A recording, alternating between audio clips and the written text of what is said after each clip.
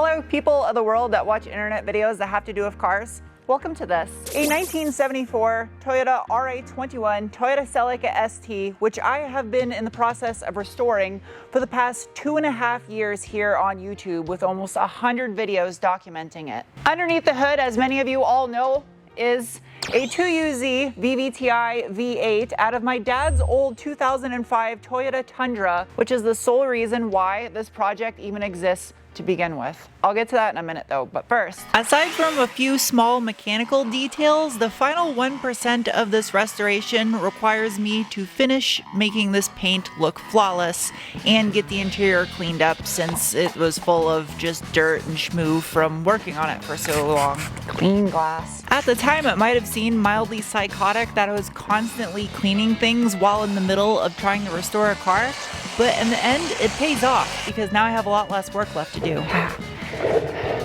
So good. In case you missed out on a previous couple of videos where I did a cut and buff on this paint job from 2000 grit up to 3000 grit with a step 1 and 2 polish. I like it. I thought since I ran this far, I might as well keep going. Well, it don't sound too healthy anymore after I dropped it. And knock it out with a step 3 polish before ceramic. Being that I spent about 9 days of my life cutting and buffing and polishing the paint on that thing, it would be stupid of me to not protect it. This calls for a spacesuit. Let's hope that I charged the battery. Chances are I did not. So whilst that battery charges, being that I had a second unused lift, I invited Charlie over to do long tube headers on his Mustang. This needs to go onto this lift. It'd be rather unfortunate to drive this for the first time only to realize that there's no fluid in the rear diff. It smells like gear oil. If you believe they put a man on the moon, man on the moon. I work on cars on the internet because I can't sing for shit. Certain that I did not put any fluid in here, which is fine because it's never been driven.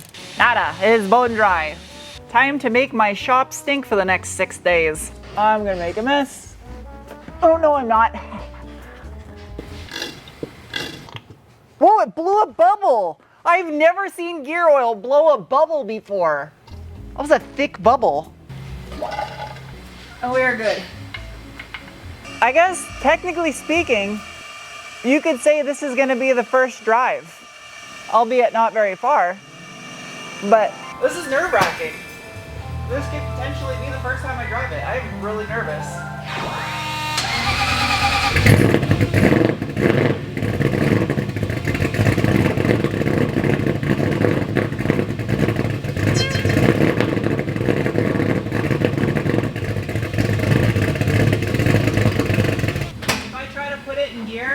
Like I started pushing forward and it started creeping. I tried pulling it to second and it started creeping with my foot to the floor.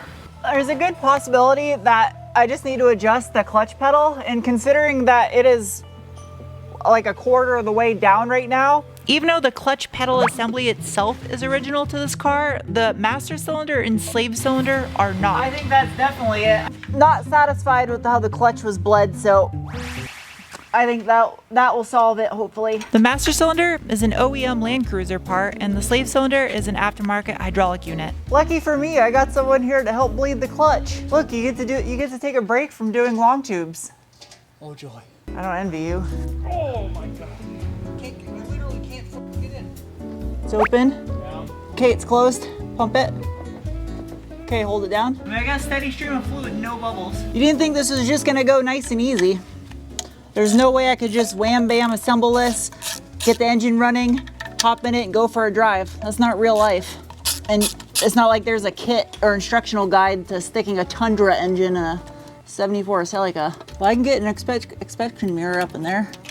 I can see, oh, that looks like a clutch. I think there's a strong probability that there's just a big air bubble trapped inside the master cylinder because these hydraulic slave cylinders are a nightmare to bleed. Thus the main reason why when you're replacing them on normal vehicles, you always buy one with the line attached to it pre-bled, because this happens. Like crappy little air compressor to the rescue. I call it a crappy air compressor, but this thing has gotten me out of a pinch quite a few times, although I really do need a large enough one to run my dry ice blaster. All right, pump it, hold it. Was it working? It's getting hard, feel it? Oh wow. Oh wow, all right. I'll do it again. All right. And the amount of time it took me to do what I've been doing, he's already almost done installing long tubes on an S550. In a hurry. Also, just FYI, it's gonna be very rough at cold start because the cold start portion of the tune has not been tuned at all.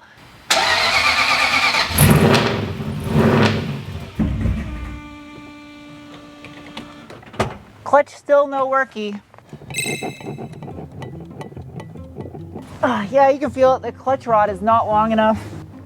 I mean, I can try it again real quick, but I threaded the rod till it was like literally just 2 threads barely on there into the Hootenheiser. Say my name. I got more travel with the pedal, but it's still probably only going halfway where it should.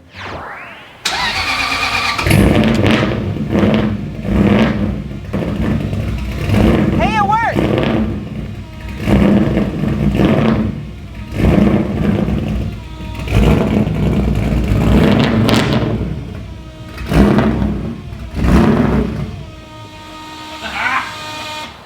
I moved! So it just needs to be longer. Yeah. Cool. It fucking drives and moves under its own power. What more do you want? I drove it. I drove the Celica. That was successful first drive. It moves under its own power.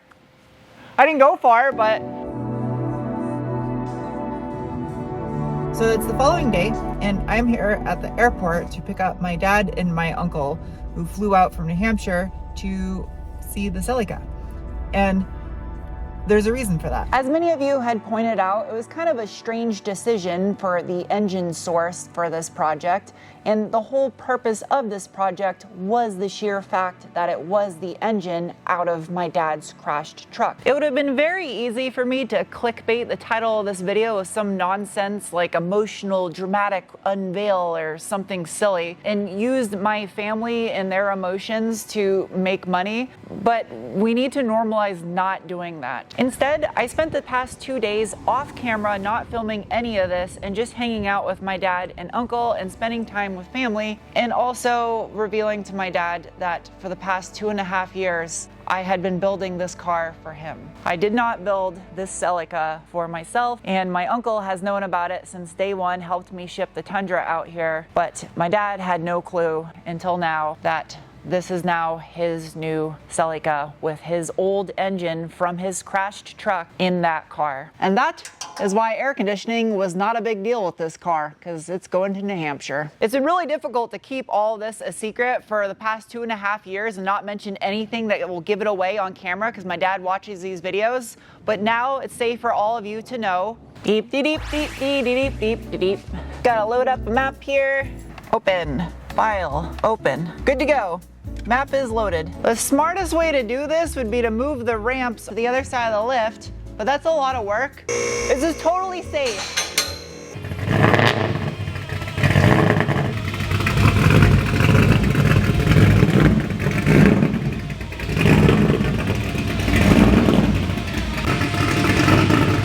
I haven't tried reverse out yet, and I need to drive it up a ramp in reverse. I think I just gotta go straight back and I'm good.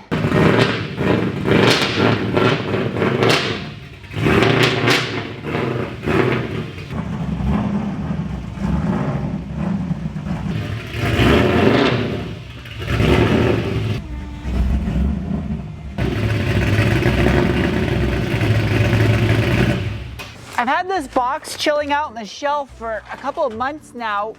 Oh neat, it comes in a bag. Instructions. About a year ago, I filmed a video doing an alignment on the MR2 with a quick trick alignment kit. And they ended up sending me out a kit for my own since I borrowed it for that video. Oh, it's a good thing I got grip tape on there, because grip tape on grip tape is grippier tape. That's math. Oh, those things really grip. I think that's lined up pretty good. Okay, the rods.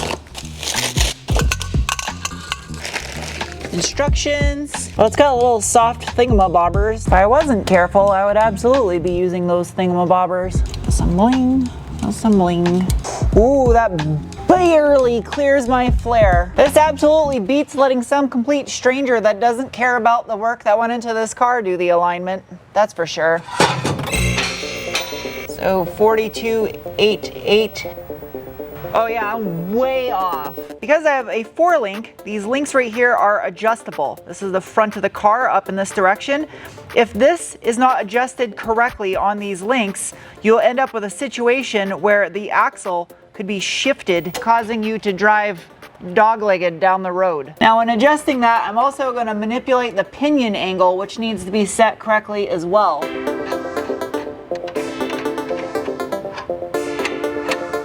I'm gonna do this exactly on the body line. 48.21 and no way! 48.21 and 48.20. That was literally my first try adjusting it and I just winged it and gave it some twists. You're in the way. You do it. Now you. Okay. 3 degrees. It's 6 degrees. It's off by 9. Well, this is the situation I have going on. The transmission is pointed down by 3 degrees and the rear diff is pointed down by 6 degrees. This needs to go up by 9 degrees so that way they match. Because this requires geometry and engineering, I invited an engineering cobbler over here to explain best. Howdy ho, neighbor. Hello. It was a joke because you can't see the lower half of your face. Howdy ho, neighbor.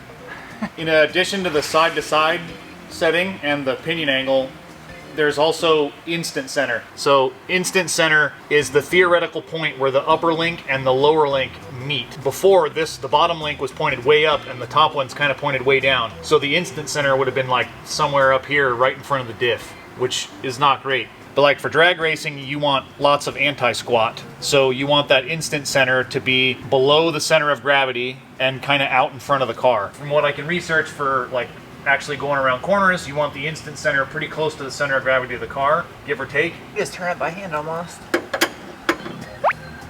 At 90. I think that's pretty close right there.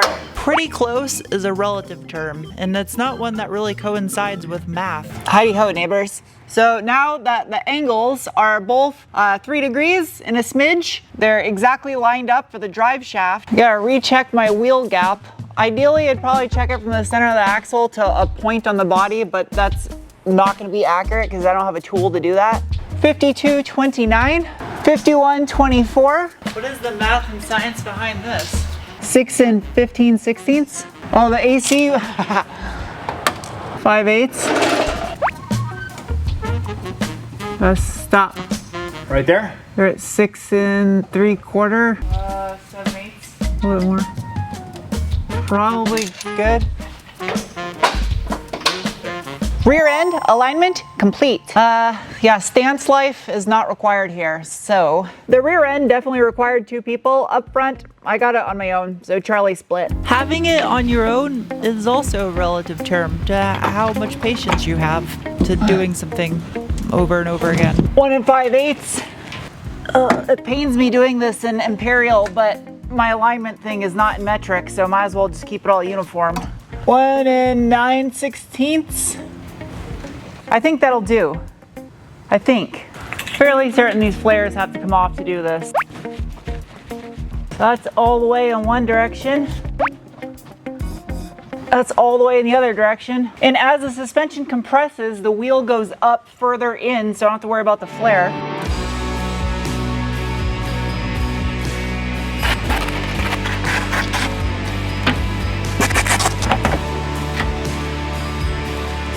This will be my 0 mark.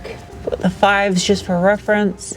Thankfully, I already did a video on the alignment process using this alignment tool on the MR2, so I can just follow my own tutorial and it's written in my own brain speak, so it'll make sense to me. 2.3 times 1.5. All right, well, let's do caster. So I'm gonna turn it to 20 degrees and 0 the gauge, and I got positive 40. That should be good. Zeroed out. Now we're at 1.20. 1.8 degrees caster on that side. That's good. Factory alignment specs for the TA RA chassis call for 0.5 to 1.5 degrees of caster. And even with the TRD over fenders, you still can't go race car spec without hitting the bodywork of the vehicle. Since my toe is likely way out of adjustment, I need to find an average for the front track width, 13/16 for front, 67 11/16 for the rear. Currently the vehicle is towed out by 1 1/8 of an inch. I have calculated my rear track width at approximately 68 7/8 of an inch and the front track width at 68 1/4 of an inch, which is a difference of 5/8 of an inch. So to split that left to right, that would be 5/16 on either side to compensate for the wider rear track width. That's hard to say. It might look like a change operated toilet plunger, but it's actually to keep your steering wheel from moving. Somebody should invent that. I feel you should have to pay a quarter every time you plug a toilet. It's like a little robot helper buddy. It was at this point in time I started to lose my sanity because I had to have things perfect. Since my tension rods and lower control arms have 4 holes for adjustment, I had to move it in 1 hole because I was like 2 or 3 threads left to go on those, and that's not enough to be safe. A lot of you had asked about the placement of my camber adjustment plates, and yes, you can actually mount that at a 45-degree angle. These are designed to. And what that does is it gives me more range of adjustment for camber as well as caster, which this car is very difficult to dial in caster.